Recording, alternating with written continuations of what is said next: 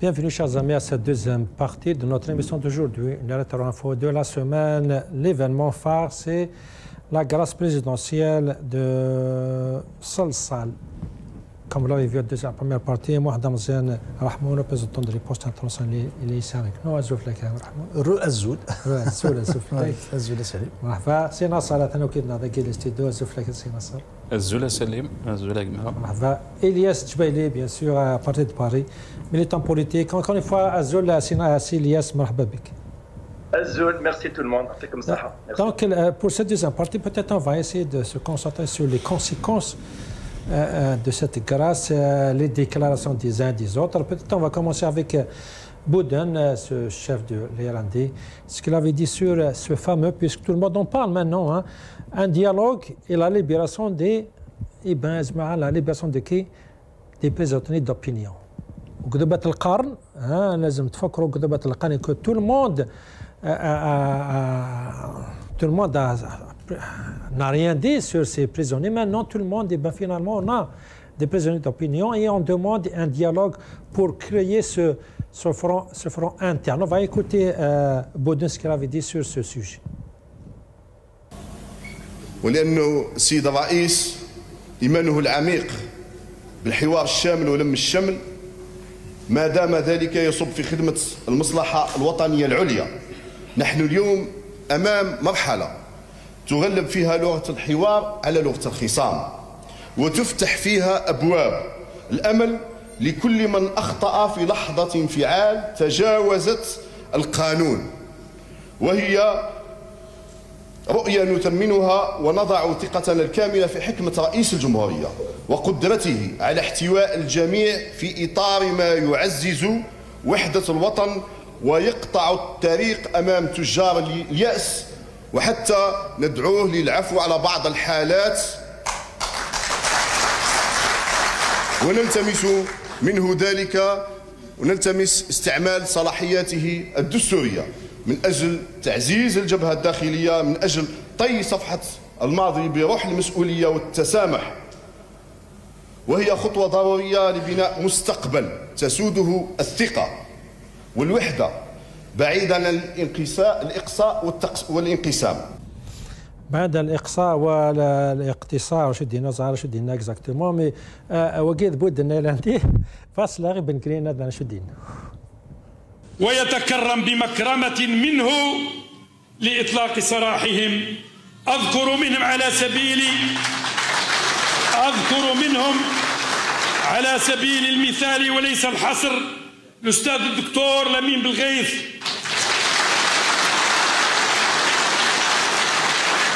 الأستاذ كريم طابو، الأستاذ نور الدين ختان، الأستاذ عبد الوكيل بلام. Nassar Djoudi, peut-être une des conséquences inattendues, je ne sais pas si je peux dire ça, de cette libération, c'est ce dialogue, ce discours sur les médias, les partis politiques très proches du pouvoir. Maintenant, tout le monde parle d'un dialogue pour créer cette fraternité. C'est quoi ta lecture, Sinas? La lecture très simplifiée, c'est que c'est comme une équipe qui a joué sur son terrain et qui a marqué des buts contre son camp. Parce que quand on essaie d'analyser Salim en termes de qu'est-ce qui s'est passé après donc cette grâce, non, après l'emprisonnement de Boualem Sansal. Du côté français, on a fait propulser Bruno Retailleau à la tête du parti les Républicains. Il est devenu président à cause de ça, parce que tout le grâce à ça. Absolument. Donc il parlait de l'Algérie, matin, midi et soir. On parlait que de ça. On a donné donc du bâton pour se faire battre.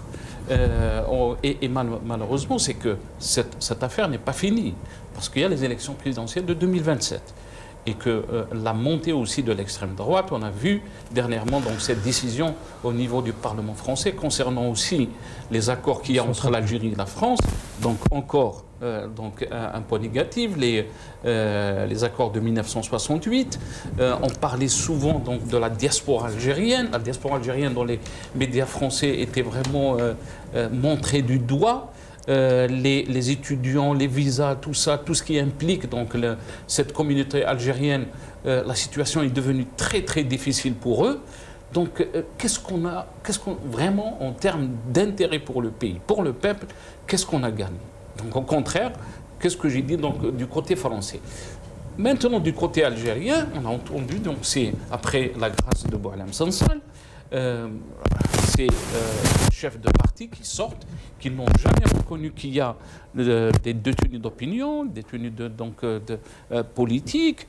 Bengrina qui parle de Karim Tabou. Moi, je me suis dit, est-ce que je rêve? Est-ce que je suis en train de rêver ou pas? Donc, et il a parlé aussi de Benrith. Et moi, je pense que sa place, bien sûr, elle n'est pas en prison. Mais ce qu'il a dit Benrith est plus grave que ce qu'il a dit Boualem Sansal.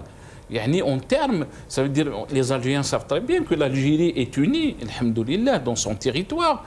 Ils savent très bien, on connaît notre histoire, on connaît les sacrifices de nos aïeux, de nos chouhadar, mais quand on parle, quand on essaie d'éliminer l'existence même des Amazirs et tout ça, c'est qu'on est en train de créer la fitna. Mais je ne serai jamais d'accord qu'on mettre une personne parce qu'il a émis des opinions, qu'on le jette en prison comme ça. Je ne suis pas d'accord.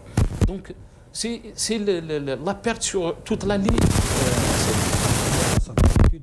Quand il y a des grâces présidentielles comme ça, c'est vrai qu'on voit des avocats.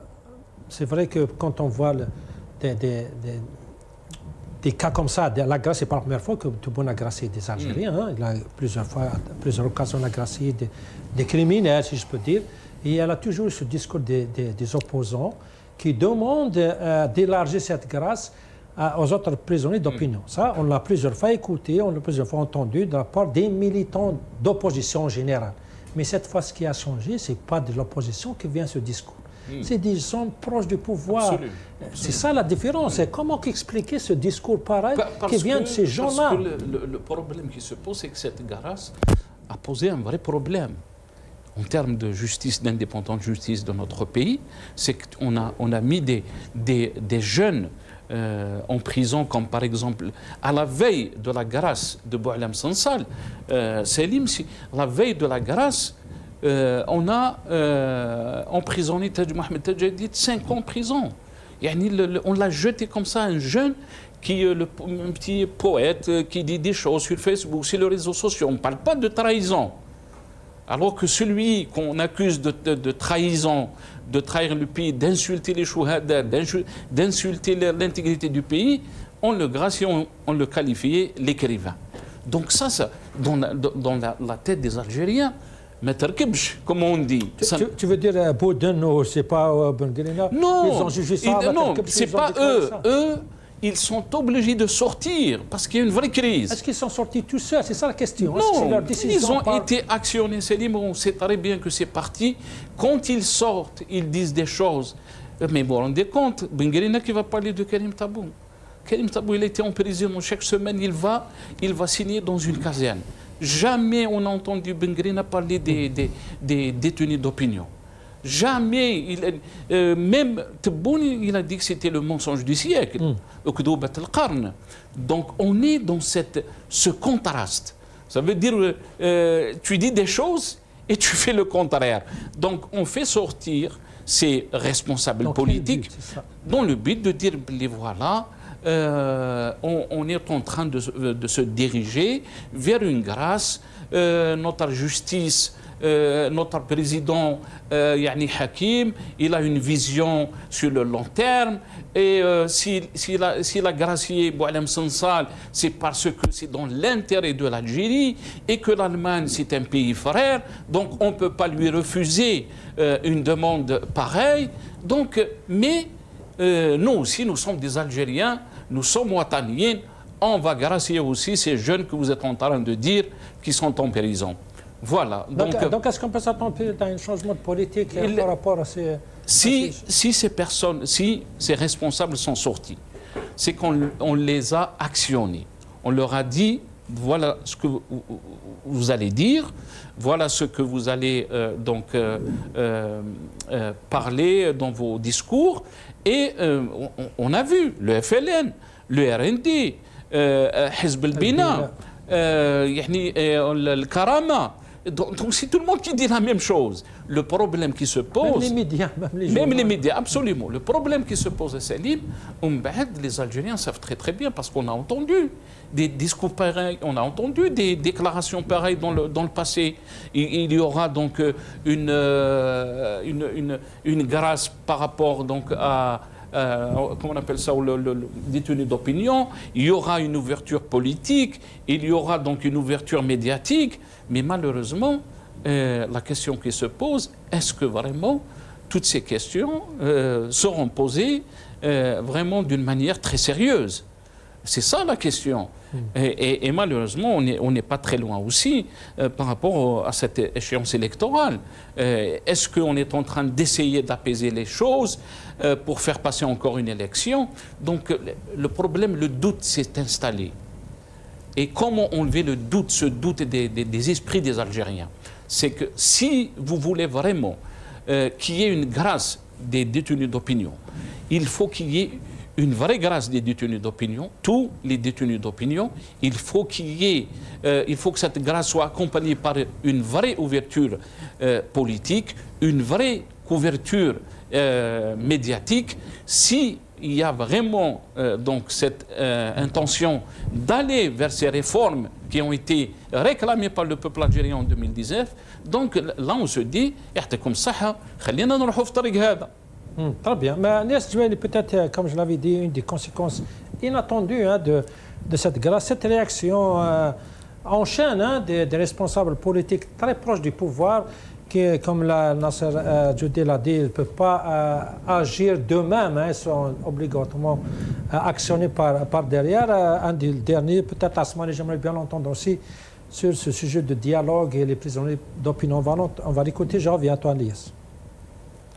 يبقى الآن نحن كصوت مادام جات هذه الفرصة ماذا بنا تعمم على الجزائريين هناك أكاديميين مثقفين نشطاء سياسيين في نظرنا حان الوقت لمصالحة مع الذات وحرب الأحقاد ونفكر في جزائر جديدة بذهنية جديدة برؤية جديدة بمحبة وقوة. Est-ce que c'est logique, c'est compréhensif que toute cette réaction a été déclenchée juste parce que Tebboune a gracié Salsal? Est-ce que c'est acceptable de penser que pareil, tout ce bon monde, il est en train de parler de Jazair Jadida, une vraie Algérie de tous les Algériens, un vrai dialogue, la libération de tous les détenus, juste parce que Tebboune a décidé de gracier Salsal? Ou peut-être il y a d'autres arrière-pensées derrière tout ça? Tout d'abord, on peut raisonner d'une manière un peu plus vague. C'est que la libération de Boualem Sansal a permis de libérer quelque part, ou donner le courage, ou médiatiser la question des détenus d'opinion en Algérie. Détenus d'opinion, c'est des vrais détenus d'opinion. Peut-être aussi par extension, prisonniers politiques. Pourquoi pas? C'est comme ça, il faut raisonner. Donc, eux, ils sont victimes de l'arbitraire. Donc, eux, ils se trouvent dans les geôles suite à... On prend le cas de Mohamed Tajadid. Qu'est-ce qu'il a fait, ce jeune? Hormis d'écrire des poèmes et de représenter une certaine jeunesse algérienne qui aime son pays, qui aime sa patrie, et qui aime que les choses changent d'une manière ou d'une autre par le biais de la poésie du poème, par le biais de la derja. C'est-à-dire, il représente une jeunesse algérienne en quête de liberté et de démocratie. Et de dire, au moins je respire chez moi dans un pays indépendant. Le cas de Mohamed, du professeur en histoire, je ne sais pas si on peut se dire, je sais pas si on peut se dire, ou Stade Tahrir, ou la enfin, après c'est un historien, professeur de l'histoire. Mais je rejoins encore pour la troisième fois Nasser. Mais ses propos sont beaucoup plus graves ou gravissimes que ceux de Boualem Sansal. Pourquoi? Parce que là, il met en cause l'identité, la matrice identitaire d'un pays. Donc forcément, ça ouvre les voies vers le fitna, vers la division, si tu as un problème identitaire dans ton pays et qui ouvre des couloirs, des corridors de désaccord, ça peut aller très très vite et c'est grave. Nous avons vu dans le temps en Europe le problème identitaire, on va dire ethno-religieux identitaire entre les protestants et les catholiques, a quasiment cassé l'Europe. Il faut dire les choses. Le contexte n'est pas le même, mais la question identitaire ou la question religieuse qui est reliée à la matrice d'un peuple a toujours posé le problème en Europe. Et ça a été réglé grâce à l'instauration des États et des nations démocratiques en Europe. Donc les propos de Belrine sont beaucoup plus graves que ceux de Sansal. Sansal, vous dites qu'il était traître. Et vous dites qu'il est Mejhoul al-Hawiya. Oui. Mais attention, c'est grave ce qu'il vient de dire. Ça veut dire que un nombre d'Algériens sans nom patronymique qui n'ont rien demandé, qui sont victimes de la vie, c'est-à-dire vous chargez, vous vous rendez compte. C'est ça les propos qui doivent pas être tenus par un président de la République, parce qu'il est président de la République, président de tout le monde. Il est président des Algériens, président du Sud, du Nord, des Kabyle, des Chaouis, des Arabes, des SNP, tout le monde. C'est ça ce qu'on appelle un pays. Parce que c'est ça. Il remet en cause, il frappe ceux qui sont victimes de la vie. Ça, c'est important. Troisièmement, ceux qui sont sortis du bois, comme Ben Grina. Mais Ben Grina, son parti inféodé au pouvoir, mais il n'a jamais soufflé ou pipé le petit mot sur les détenus d'opinion. Jamais, jamais, jamais, jamais. Et maintenant, est-ce qu'ils le font par opportunisme? Est-ce qu'ils le font par sincérité? Est-ce que maintenant ils sont dotés d'un courage un miracle qui est tombé du ciel pour essayer un petit peu? Moi, au bénéfice du doute, même en tant qu'opposant, je dis, accordons le bénéfice à ces gens-là. Hein? Parce que, si vous voulez la cohésion, l'osmose entre le peuple, son armée et l'unité et sa patrie, sa terre, il faut réconcilier tout le monde. Il faut libérer tous les détenus d'opinion. Il faut remettre... Sauf que, Elias, est-ce que tu penses que c'est une initiative c'est une propre initiative d'eux-mêmes, ou ils sont poussés par derrière, par le pouvoir, si je peux dire, ou par un des clans du pouvoir? Et si c'est le cas, dans quel but est-ce qu'on peut s'attendre à un changement dans le futur proche par rapport à ce sujet de prisonniers, à ce dialogue, ce fameux dialogue que Tebboune avait parlé il y a une année, hein? Est-ce qu'on peut s'attendre à un changement si jamais c'est vrai que c'est un clan qui a poussé ces gens-là à parler de ces choses-là? Tout d'abord, alors, ceux qui sont sortis du bois, c'est des partis, ou c'est des patrons ou des chefs de partis qui sont inféodés au pouvoir, c'est-à-dire qui sont proches du pouvoir. Le RND, le FNN, ce sont les deux pieds sur lesquels s'appuie le pouvoir. Le FNN et le RND. Et vous avez d'autres partis comme celui de Ben Grina Albina et d'autres partis qui essayent un petit peu je veux dire, de s'articuler et de jouer, si j'ose dire, dans la même cour royale. Forcément, est-ce qu'ils ont été mandatés pour souffler un petit mot, pour réconcilier, pour, soi-disant, d'une manière ou d'une autre, sans réflexion, en tout cas aussi, pour dire, quelque part, c'est une diversion aussi, ça peut être aussi une diversion, de dire attention, parce que le peuple algérien se pose la question. Vous nous dites, الجزائر دولة عندها شرعية, عندها une souveraineté, عندها ceci. En même temps, elle a cédé, parce que si vous prenez l'Algérien lambda, à chaque fois on rabâche au journal de l'NTV de 20h, Charia ou Sansal ou Khda, où il est de l'extrême droite, il accordait des interviews à un journal d'extrême droite. Il a été à Davos, il était avec des partis sionistes, il est toujours invité au CRIF, ceci, cela. Donc, quasiment maintenant, il faut, à partir du moment où vous avez donné la grâce, et maintenant, auparavant, il était traître, il devient comme par hasard écrivain, donc forcément, il faut nettoyer. Nettoyer, ce n'est pas vis-à-vis de l'extérieur. Parce que lui, vis-à-vis de l'extérieur, c'était la libération. Maintenant, il faut s'occuper de l'intérieur. L'intérieur, c'est quoi? Peut-être, je dis peut-être, ils ont dû mandater Ben Grina et Bouden, le président du RND, lui, quasiment, il reprend la même rhétorique du pouvoir. Moi, je l'ai vu quand il prend Tfaha, Tabou Hamama, et disant, c'est le Karama. Je lui dis que M. Bouden, je peux vous donner des familles qui investissent dans la pomme sans faire de vitrine un peu nationale. Bref, la question n'est pas là. Donc forcément, ils ont dû être mandatés, ou peut-être on les a activés quelque part pour dire, parce qu'ils ont trouvé que la méthode la plus radicale, la plus dure sous Tebboune depuis 2019, parce que l'Algérie vit ces heures les plus sombres. On n'a jamais vu un pouvoir aussi radical que celui de Tebboune. Même des opposants, on me l'a dit, que peut-être que sous Bouteflika, quand même, il y avait une certaine forme de liberté. Il y avait une vie, certes, mais quand même. Mais sous Tebboune, c'est l'anéantissement total, c'est la répression à tout va. L'économie, elle va très mal. Le tissu social détruit. Celui qui parle de oui et de rien se retrouve en prison. Peut-être, il y a un clan qui se dit attention, là, on est sur une glissière. On a perdu très gros sur le plan international. On est complètement isolé. On ne peut pas aussi, si on perd l'intérieur ou l'extérieur. Et tu penses qu'il y a ce clan-là et pousse ces gens-là à parler ainsi pour faire pression sur l'autre clan? Parce que je ne crois pas que le régime a besoin de Bengrina ou de Bouden pour avoir sa propre politique. Tu penses que c'est ça, pour faire pression sur l'autre clan? Non, mais le régime, il a besoin de relais pour véhiculer le message vis-à-vis du peuple. Qui véhicule le message du peuple? C'est pas le RCD. C'est pas le RCD. Parce que pour le régime, le RCD, c'est un parti d'opposition.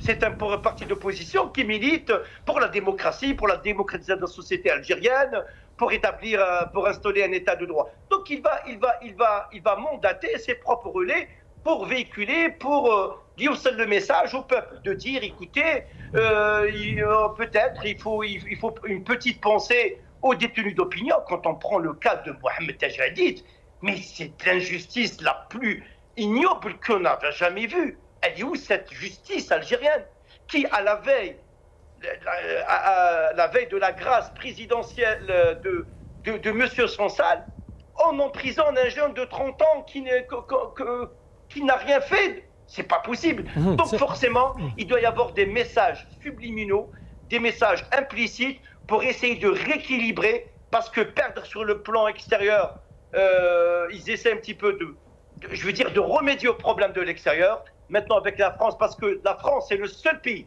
je dis bien, c'est le seul pays qui va essayer entre guillemets de redorer un peu l'image du pouvoir algérien, parce que c'est un moteur en Europe. Et quand même, c'est un pays qui est membre du Conseil de l'ONU et de l'intérieur, forcément, il ne va pas mandater les opposants, Salim. Il va mandater ses propres relais, disant pourquoi pas réconcilier, essayons. Est-ce que vraiment ce lemchemel, soi-disant, est-ce qu'il est vraiment sincère?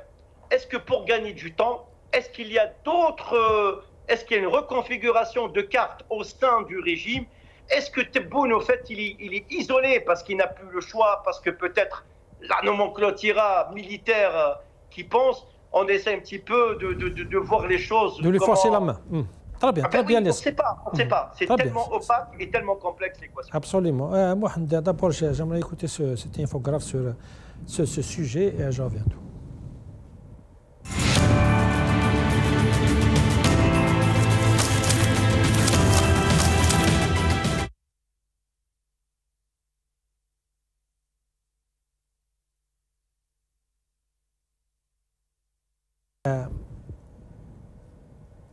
Je crois qu'il y a un problème technique avec l'infographe, mais peut-être on va y revenir dès qu'il est prêt.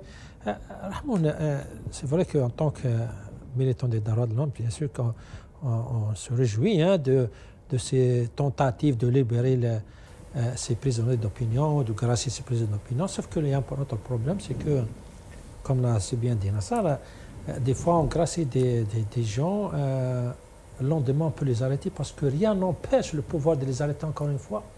Et deuxième chose, quand tu gracies les gens, comme l'avait dit Bouden et les autres, comme quoi, voilà, peut-être ils sont trompés, peut-être même s'ils ils n'ont pas respecté la loi, mais voilà, grâce à la bonté de Tebboune, on va le libérer.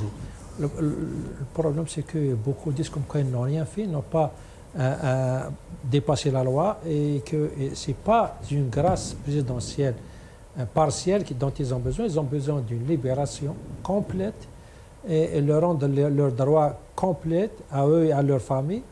Et il y a des conséquences parce que c'est vrai qu'on peut les arrêter aujourd'hui. Demain, si le régime reste comme il est, et le même système et la même procédure, on peut l'arrêter à n'importe quel moment dès qu'il fait un petit article ou une petite publication. C'est ça le problème. La différence entre nous et ces marionnettes, parce qu'il y a quelqu'un qui les actionne, c'est que nous, on demande à ce qu'il y ait un changement de la nature même du régime. C'est toute la différence. Parce que le régime, effectivement, il essaie de trouver les voies et moyens pour se continuer, mais la solution n'est pas de continuer. La solution pour l'Algérie, c'est qu'il faut qu'il y ait un changement de régime, y compris dans la conception des relations extérieures, la relation avec ses citoyens, etc. etc. Et remarquez bien, même quand Ben Grina a parlé, il a cité Nordin Khtel, n'est-ce pas, qui fait partie de cette fameuse opération Zéro Kabyle, qui est un fasciste. Vous comprenez c'est quoi un fasciste? Et donc il y a des fascistes défendus par Ben Grina. C'est pour vous dire quelle est la nature de ce personnage. Donc quand même, l'Algérie est en train de vivre des moments difficiles. Et une partie du pouvoir se sont alliés avec ces gens. Et c'est ça le danger, justement. Malgré le recul diplomatique, etc., ce sont des conséquences de ce genre d'approximativisme, mais n'empêche que choisir parce que ce n'est pas une élite politique, qu'on le veuille ou pas, regardez la façon dont ils parlent, le discours qu'ils essaient de véhiculer, ce n'est pas une élite, c'est une élite qui a été placée quelque part. Donc ils n'ont pas le mérite d'être une élite politique. Ça, premièrement. Deuxièmement, pourquoi je dis le danger? Tant que vous allez voir la scène politique piluler avec ce genre de personnes, et même dans les institutions. Donc si aujourd'hui, parce que la société ne va pas bien, il ne faut pas l'oublier, vers où l'Algérie est en train de s'acheminer, c'est toutes ces questions qu'il faut se poser.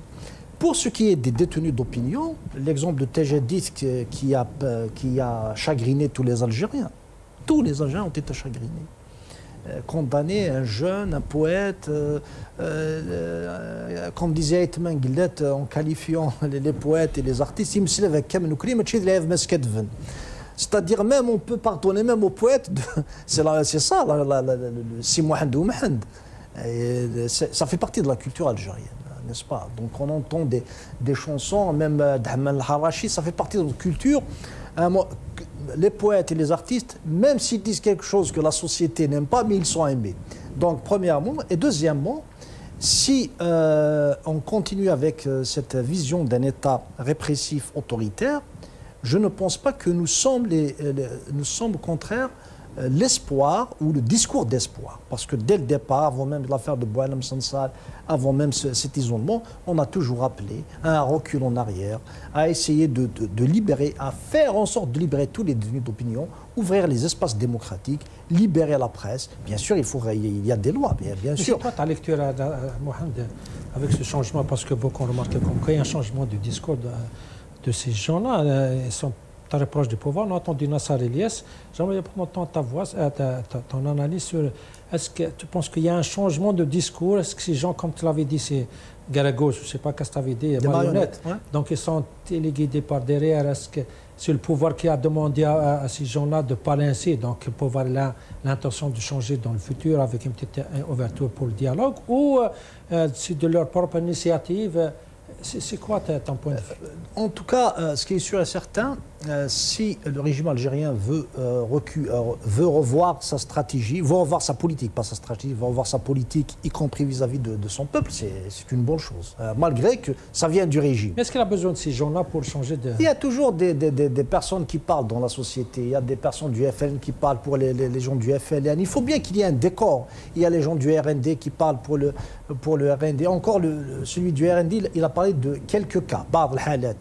Il y a aussi ceux de Bina. Chacun parle si vous voulez, à une audience particulière, n'est-ce pas? Il faut bien qu'il y ait ceci.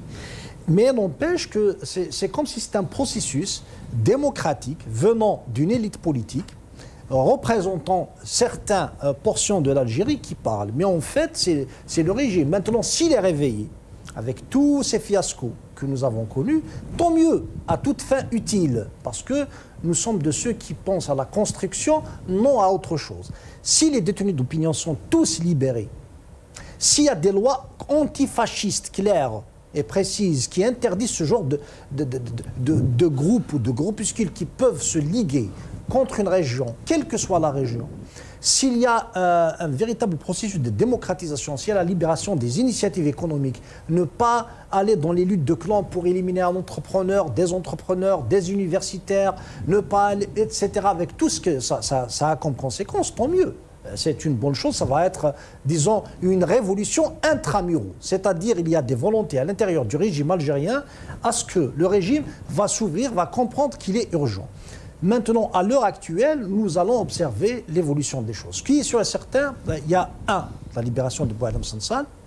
2, il y a cette volonté de reprendre les relations, surtout sur le volet sécuritaire et économique avec la France, ça a été dit. Troisièmement, on va voir aussi les autres si vous voulez, étapes. Après, on va en conclure. Mais l'essentiel, dans le contexte algérien, ce genre de personnes sont des marionnettes. Il y a la synchronisation. N'oublions pas qu'ils ont tous parlé à un moment bien précis. Connaissant de toute façon le pouvoir n'est pas nouveau, on le connaît depuis 1962, donc ça m'étonnerait, moi personnellement, qu'il change positivement sans pression soit interne, soit externe. De toute façon, comme tu l'as dit, on va attendre le futur, ce qui va nous réserver même. De toute façon, il y a beaucoup de questions. Vous avez posé des questions dont on n'a pas encore de réponse. On attend RZ, mais on a parlé de l'infographe.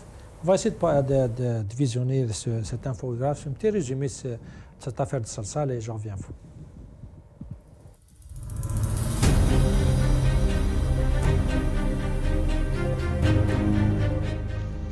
Les partis du pouvoir, proches de comités de soutien plus que de vrais partis politiques, ont loué la décision de grâce pour Boualem Sansal. Ils ont unanimement déclaré que cela reflète la sagesse du président et confirme la souveraineté de l'État algérien, ainsi que de l'indépendance de sa décision nationale en traitant selon le principe de l'égalité. Parmi les étrangetés de l'Algérie nouvelle, il y a le fait que les leaders du FLN, du RND, d'Ilbina et d'autres demandent au président la grâce pour les prisonniers d'opinion. Il est ironique que ces soi-disant leaders soient restés silencieux face à l'injustice et à la répression pendant des années, pour soudainement découvrir les bienfaits de la grâce. Ces appels ont été accueillis par les opposants, les militants et les journalistes indépendants avec une grande prudence et réserve, considérant qu'ils reflètent des intentions non innocentes. Ils se sont interrogés sur les véritables objectifs derrière cette initiative lancée soudainement à l'encontre des pratiques politiques à la fois cachées et affichées. Ils ont compris qu'il s'agit d'un plan pour lever l'isolement critique du pouvoir et non d'un geste purement destiné à rétablir la justice et à réparer l'injustice envers les innocents.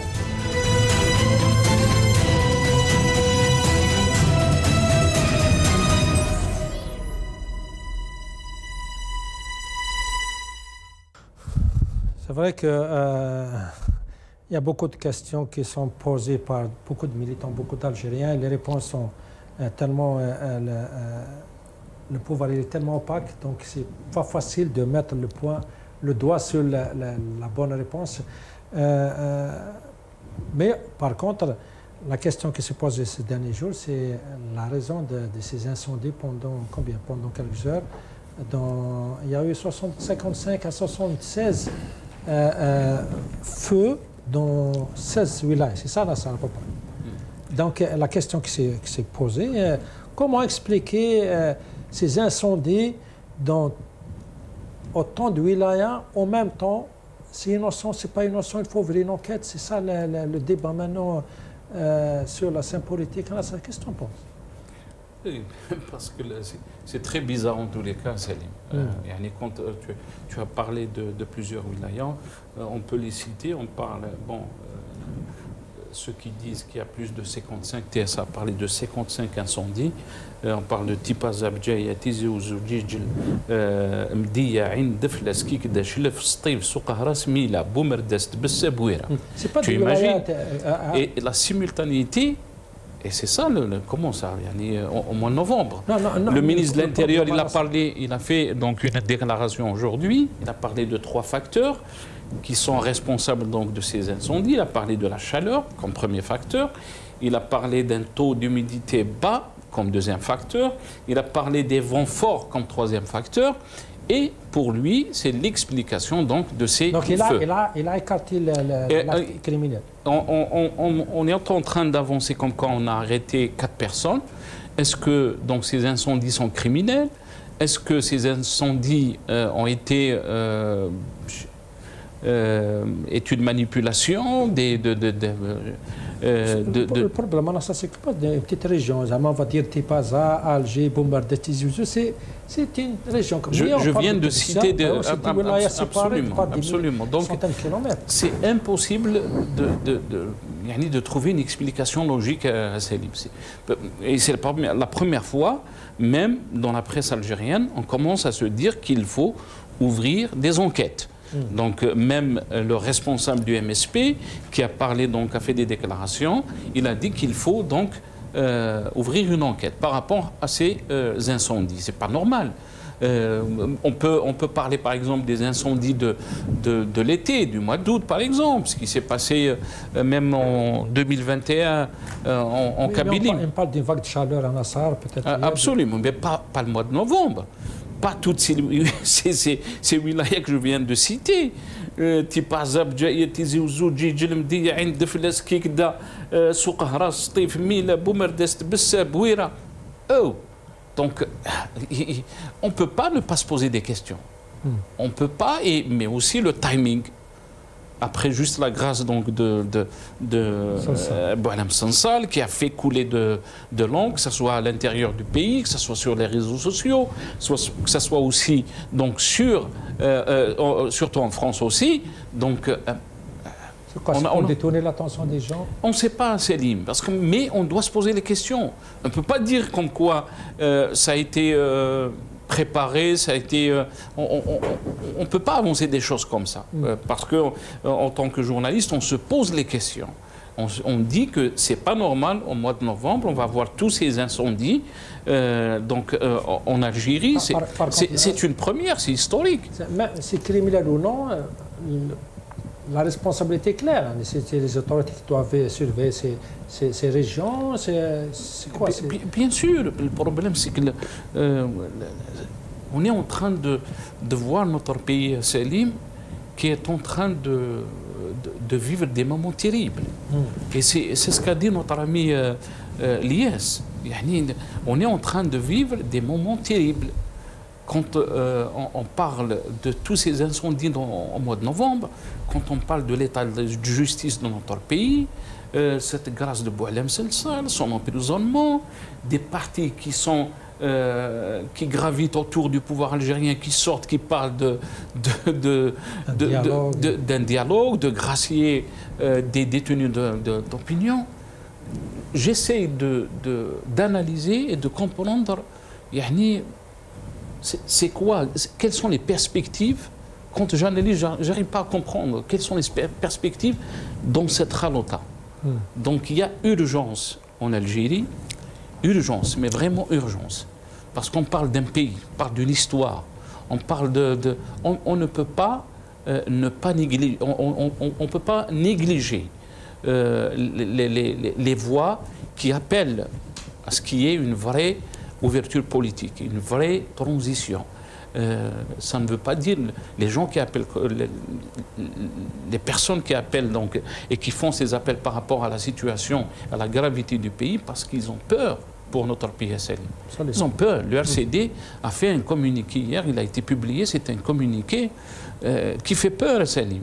C'est un communiqué qui vraiment décrypte la situation à tous les niveaux, que ce soit même, je pense qu'il a parlé un peu, notre ami Lies, qui est économiste. La situation économique aussi, elle est difficile, la situation sociale, et s'ajoute aussi à la situation diplomatique, l'image de notre pays, et la situation aussi des droits de l'homme et des libertés. On ne peut pas parler d'un pays de Qouwa Dhariba avec tous ces ingrédients. C'est des ingrédients qui mènent à la catastrophe, malheureusement. Très bien. D'abord, on va écouter ce reportage de l'UNTV à sujet de Sifi, notre Premier ministre, qui a rendu visite à Tipaza, le lieu des premiers incendies. On va écouter ce petit reportage de l'UNTV. ومتابعة لسير عمليات إخماد الحرائق بالمنطقة، كان الوزير الأول سيفي غريب قد حل ليلة أمس ببلدية حجرة النص بمعية كل من وزير الداخلية والجماعات المحلية والنقل ووزير الفلاحة والتنمية الريفية والصيد البحري، وكذا المدير العام للحماية المدنية ووالي ولاية تيبازا والسلطات المحلية المدنية والعسكرية. الوفد الوزاري تنقل أيضا إلى أعالي بلدية مسلمون حيث عاين الوضع عن كثب واطلع على جهود الإخماد المبذولة. Yes, Bailey, c'est vrai que c'est super difficile de mettre un doigt sur une analyse logique sur ce qui se passe en Algérie en ce moment. On voit des murs et des moins murs, une chose et son contraire. C'est difficile de comprendre où on va et comment réfléchir le pouvoir en ce moment. On voit avec Salsal, bien sûr, Salsal est venu après une semaine de ce qui s'est passé aux Nations Unies. Maintenant, avec ces incendies que tout le monde, tout le monde se pose des questions sur son déclencheur. Comment expliquer à cette cacophonie? C'est difficile de comprendre comment le pouvoir gère ce pays. Tout d'abord, si tu permets, Salim, moi, nous devrions, on va mettre ça au conditionnel, juger la sincérité du pouvoir, du régime, ou du pouvoir, parce qu'on m'a reproché de ne pas dire trop le régime, dire du pouvoir. Peu importe la sémantique du mot, tout pouvoir, régime, il est facilement identifié. C'est-à-dire, voilà, ceux qui chapeautent notre pays. Donc si on souhaite, je veux dire, aller dans le sens de leur, soi-disant, de l'ouverture et de la démocratisation du pays, essayer un petit peu de partir sur une réconciliation, deux conditions. Je dis moi deux conditions. Ce sont deux revendications fermes et, je veux dire, fermes et fermes. Lesquelles? La première, c'est la libération de tous les détenus d'opinion, sans distinction, tout le monde. Les 200. Et le deuxième point d'exigence, c'est l'abrogation, je dis bien l'abrogation de l'article 87 bis. Parce que c'est lui qui a massacré, quasiment c'est lui qui a amplifié la répression dans notre pays. Parce que c'est une arme fatale qui fait de chaque citoyen algérien un terroriste en puissance dans l'esprit du pouvoir ou du régime algérien, s'il n'abonde pas dans son sens. Ça, c'est très important. La libération de tous les détenus d'opinion et aussi l'abrogation de l'article 87 bis. Je ne suis pas utopique ou utopiste, peu importe. Ce sont les deux conditions si on sait mettre les choses à table. Deuxième point, je rejoins Nasser, effectivement, et je comprends la prudence de Nasser, parce que Nasser est journaliste. Donc, en fait, il a cette qualité d'être prudent dans l'analyse. Moi, je vais prendre un autre chemin, si vous me permettez, bien sûr, à partir du moment où vous m'autorisez et vous m'avez invité sur El Maghrébia. Moi, je pense, ce qui m'intrigue, c'est le timing et le contexte et la coordination aussi de ces incendies dans 16 wilayas, au minimum 10 wilayas. Qui a la coordination? Qui a le pouvoir de faire cette coordination? Qui a le pouvoir de mobiliser cette logistique et le timing? C'est pas le peuple. Le pauvre peuple, il a d'autres chats à fouetter. C'est pas le peuple. Le peuple, il pense à arrondir les fins du mois pour faire vivre la famille. Le peuple, il est complètement réprimé. Il peut pas parler, le peuple. Qui a cette capacité de nuisance? Vous allez me dire, les Israéliens, ils ont d'autres chats à fouetter. Vous croyez que les Israéliens vont mettre le feu? Si une autre personne le croit, moi je ne le crois pas. Je pense que les Israéliens ont d'autres chats à fouetter. Déjà, ils ont des problèmes dans leur propre pays. Ils ont des problèmes au Proche-Orient. Donc déjà, l'Est, pour toi, c'est un acte criminel. Parce qu'on a entendu le ministre de l'Intérieur, pour lui, il a essayé d'expliquer par rapport à la chaleur, au vent, à la vitesse du vent. Donc, il y a une explication scientifique, si je peux dire, de la cause de ces incendies. Alors, l'explication scientifique, c'est à les détails. Même si on est ingénieur, on essaye d'analyser les choses. On n'est pas dans les... c'est pas une période estivale, c'est une période hivernale. Les températures sont clémentes pour décoller je veux dire, les foyers. Est-ce qu'ils ont été identifiés? Mais ce qui m'intrigue, moi, ce qui m'interpelle, c'est la coordination en même temps, en fait. C'est ça, la simultanée, comme il l'a dit très bien Nasser. C'est la simultanée en même temps. Est-ce qu'un acte criminel, ça veut dire c'est un acte criminel, ça veut dire que nous avons des criminels en puissance dans notre pays qui peuvent faire beaucoup de mal et qui peuvent faire beaucoup de mal pour notre pays. Moi, je dirais, je m'aventure, mais ça reste une prudence. Est-ce que c'est pas une guerre d'influence au sein du pouvoir? Est-ce que c'est pas un clan qui veut punir un autre clan? Est-ce que c'est pas un autre clan qui n'est pas d'accord pour la libération de Sansal? Est-ce qu'un clan qui se sont isolés essaie de... Vous savez, il y a tellement... Si c'est criminel, ça veut dire que les services secrets et la direction générale de la sécurité, de la sûreté intérieure n'a pas fait son boulot. Parce que les criminels aussi doivent être suivis, doivent être blacklistés, listés. Si c'est une main étrangère, les Ayad el-Kharijiyya, ça veut dire que la direction générale de la sûreté extérieure, elle n'a rien fait finalement. Et c'est ça ce qui fait peur. Ça veut dire que la puissance publique, les institutions de l'État sont défaillantes. Si on se dirige vers un acte criminel d'une telle intensité, c'est grave. Ça veut dire que les institutions de l'État ne répondent plus.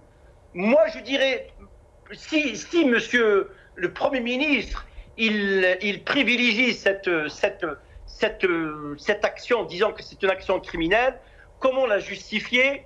Si c'est vraiment le cas, ça veut dire que c'est dangereux, ça veut dire que... Non, il n'a pas privilégié l'acte criminel. Hein. Puis lui, comme je l'avais dit, il a essayé d'expliquer comme quoi c'est la nature, c'est la chaleur, c'est le vent. Il n'a vraiment pas dit comme quoi ça peut être un acte criminel.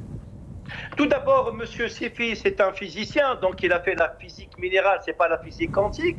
Donc il y a une physique aussi environnementale, il y a aussi la climatologie, il y a plusieurs aléas scientifiques. Est-ce que nous avons les données scientifiques pour justifier c'est une action d'origine naturelle, mais ok, à la rigueur, au bénéfice du doute, je l'accorde, mais le contexte, moi c'est le contexte qui m'interpelle. Absolument. C'est le contexte un petit peu qui s'insère et qui installe le doute. Et du coup, cette explication scientifique, au fait, je ne dirais pas qu'elle s'évapore, mais au fait, elle s'amenuise avec le contexte et le timing. Il y a 16 wilayas qui sont impliqués. Ça veut dire qu'il doit y avoir une coordination. Est-ce qu'il y a une coordination naturelle? Est-ce que 16 wilayas, franchement, peut-être aussi... Allez, je vais être honnête et sincère. Je me range derrière sous l'analyse de Nasser. Voilà, donc c'est difficile à expliquer. En tout cas, moi j'ai avancé un argument. C'est le contexte, l'explication scientifique. Elle s'érode. Je suis désolé, elle s'érode. Est-ce qu'il y a un institut? Est-ce qu'il y a des experts scientifiques algériens qui sont sortis pour justifier ceci, cela? Est-ce qu'il y a est-ce que la justice elle a fait son travail pour voir est-ce qu'il y a des criminels ou pas? On sort pas comme ça, on essaye. Est-ce que c'est la diversion? Est-ce que c'est la diversion? C'est encore d'autres questions qui n'ont pas de réponse. C'est vrai que beaucoup d'Algériens posent les mêmes questions. Madame Zen, un dernier mot sur ce phénomène-là, des questions qui se posent et qui n'ont pas de réponse, parce que, encore une fois, c'est la confiance. Quand tu n'as pas une confiance, il n'y a pas ce lien de confiance entre le peuple là et le régime. Tout ce qui fait le régime, il y a toujours ce doute qui s'installe dans les cœurs du peuple.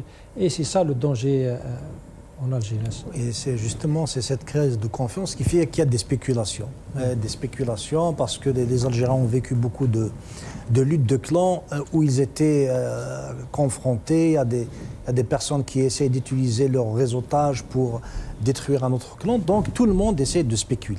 Voilà. Mais tant qu'il n'y a pas de données, on ne peut pas vraiment faire une analyse réellement, une analyse sérieuse par rapport à ces feux. Mais le climat ambiant des Algériens, je parle en connaissant comment que nos concitoyens réfléchissent, j'ai vécu même des feux en étant en Algérie, je les ai vécus, y compris celui de la Kabylie, etc. Ce feu est un feu national, il est différent, donc c'est un peu partout, qui s'est éclaté. Donc les personnes peuvent faire tous les scénarios possibles. Ça peut être plusieurs facteurs à la fois. Scientifico-politico, mais pour dire ce qui s'est passé réellement, je pense qu'il faut être prudent pour voir après, justement, comment que ça va évoluer, comment qu'ils vont gérer. De là, on pourrait savoir.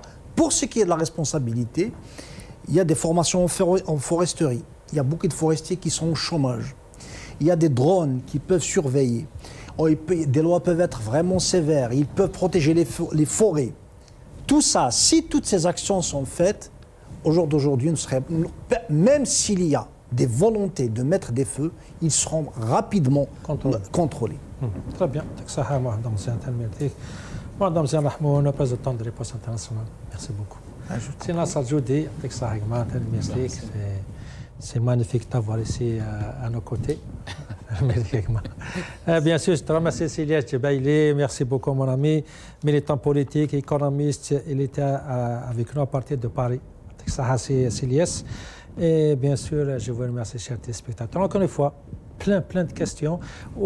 Les débats pareils, on ne peut même pas en rêver de les voir ou de les écouter dans nos médias, c'est malheureux. Mais c'est vrai qu'il y a beaucoup de questions qui se posent. Pourquoi on y pose? Parce qu'on aime l'Algérie. Salam alaikum.